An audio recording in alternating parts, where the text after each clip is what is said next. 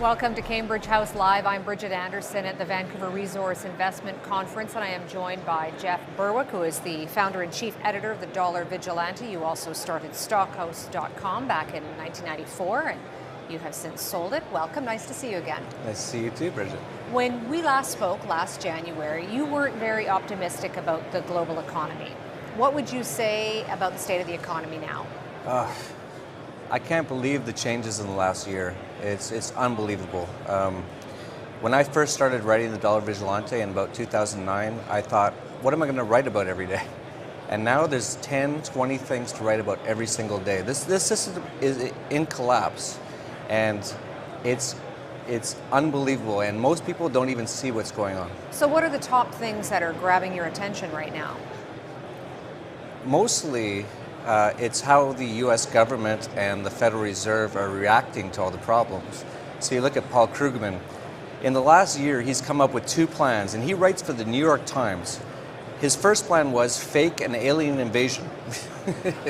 And he said, what will happen is that everyone will create guns to fight aliens, and that will boost our economy. That didn't really work out. And then he said, well, let's make a coin and make it worth $1 trillion.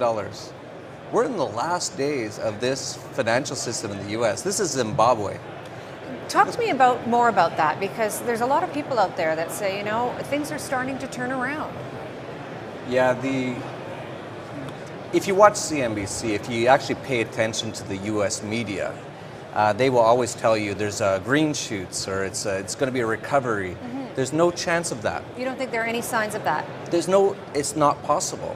The Why? U.S. government is now 40% of the GDP of the U.S. There's more people, there's 1 in 4 people children on food stamps in the U.S. right now. 1 in 6 Americans are on food stamps. There's so much debt, so much government involvement in the economy. There's 11 states in the U.S. now that have more people on welfare than who have jobs. And you don't think that the U.S. government can turn this around? It's not possible. Government can never help anything. And the U.S. government is actually showing now that it really just hurts everything. And this ship is going down. This is the USSR in 1989. That seems a bit dramatic. I hate to bring the truth so honestly and so outspoken, and I'm sure the people on CNBC don't want to hear this. Well, lots of people wouldn't believe you. They'd say, you know what, you're out in left field. You're nuts. They would have said the same thing in 1989 with the Soviet Union. There were so many people who were still talking about, oh, the communism's going to work. When it starts to collapse, it's going to happen very fast. We're not there yet. I believe it'll be a few more years. But if people don't start to wake up to what's going on, they're going to get hurt in this collapse. All right, so that's your thought about the U.S. economy. What do you see happening globally then? Globally? Mm-hmm. Well, most of the world is Western-based. A lot of the Europe, disaster. U.S., Canada, Australia, Japan, who also bought into these Keynesian central banking planning. Japan, I think, is going to be the first to fall. Not many people know this. Japan used to have massive surpluses in trade. After Fukushima, they shut down most of their nuclear plants. Devastated their economy. Mm-hmm. Totally, and it also meant they're now a net importer. They also have a very aging population, very xenophobic population, and the new president or prime minister, whatever they call the top criminal in Japan, has now said that they're going to try to inflate as much as possible.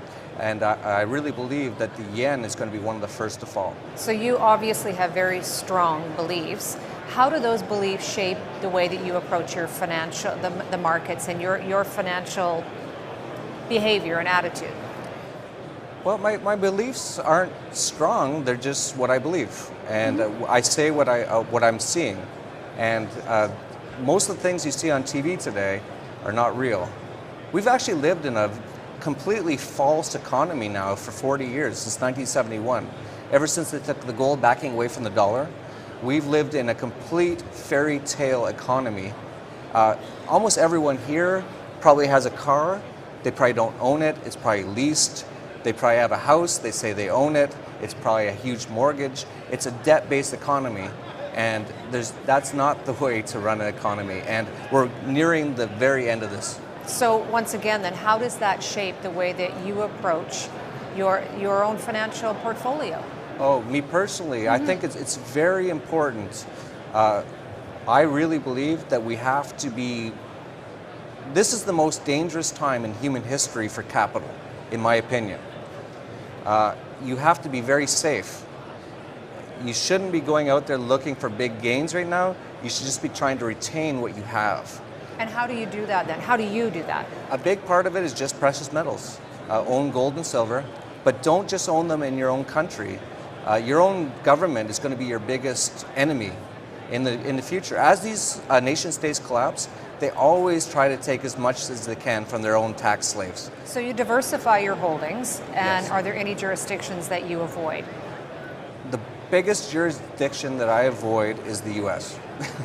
That's going to be ground zero for this economic collapse. Okay, I want to talk to you a little bit about Galt's Gulch. This is a community that you're building in Chile. Tell me about it. Yeah, this evolved all organically. We've been talking about what's going on. There's a lot of people who understand what we're talking about. Ayn Rand wrote Atlas Shrugged, which talked about Galt's Gulch. And what happened in Atlas Shrugged was a lot of the world became socialist, communist, fascist, and all the productive people went to one place, and they just tried to escape it all. And we've actually created that vision of Ayn Rand in Chile. So this is it an anarchist community then? I'm an anarchist. Not everyone who's going to be there is an anarchist, but almost everyone who will go there will be definitely libertarian. They will believe in liberty. They will believe that you don't use force and violence and theft and... In theory, it sounds great, but do you not need laws in place when you have a community of people? That's a great question. That's a big question that anarchists always get asked. It's not that anarchists don't believe in law. We just don't believe in forced law.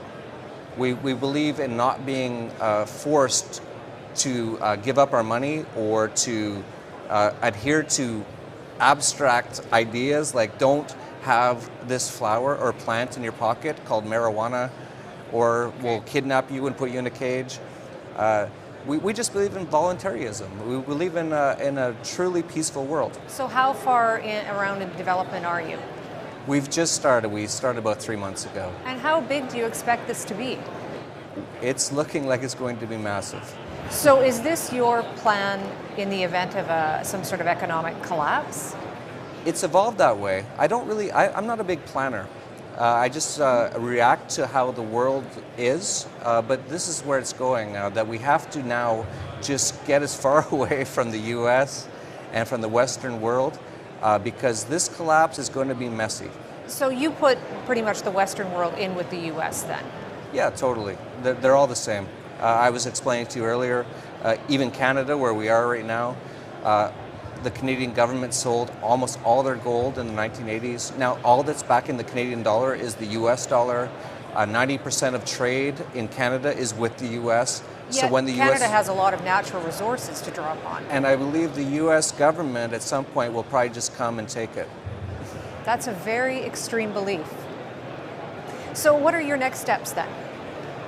I have no idea. I'm just going to do what I think is right. I'm going to think rationally. I'm going to react to the world around me. I'm not a big planner, as I told you, but I'm definitely thinking for investors, for people here at a Cambridge show, you have to be a little bit more safe than taking risks at this moment in time. Jeff, thanks very much. Always an interesting discussion. My pleasure, Bridget.